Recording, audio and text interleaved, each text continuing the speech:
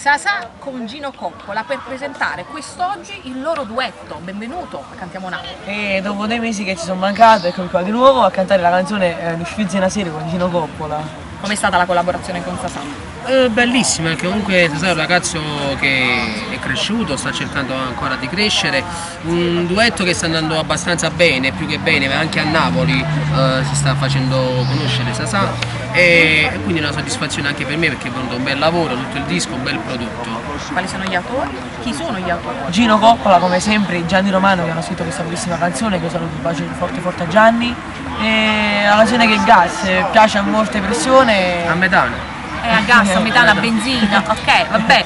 Salutiamo i nostri amici di Cantiamo Napoli!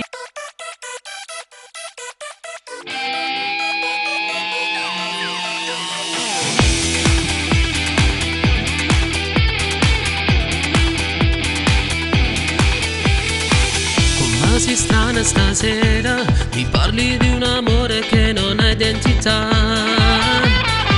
Ti hai ricattato d'onore e pare che già va bene, va bene. Non mi è bastato stasera, perché non mi accompagna io a farmi incontrare. È un'ossessione, ti giuro, che sta voglio fa amore.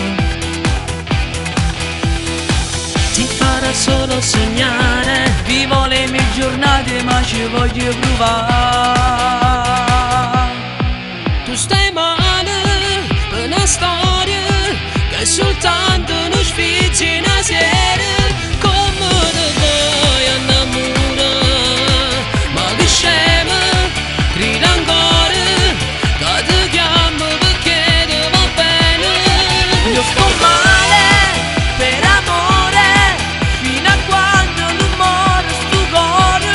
Io cerco sempre che già va, non mi importa, si fa male, è più forte il piacere fa amore. Questa è una storia che nasce per amore, Un primo amore, ma quanta emozione.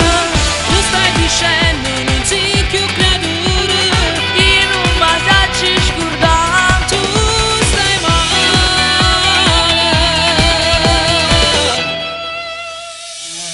Tu da nata guaglione che prova l'emozione sull'attaccare il sale e tinta che la carezza sa per mettere il cuore, il cuore. Forse hai ragione a parlare, ma tu non puoi capire che ho bisogno di lei. Ti sembrerà innaturale, ma è una storia speciale. Ti farà solo sognare, Vivo le mie giornate ma ci voglio provare.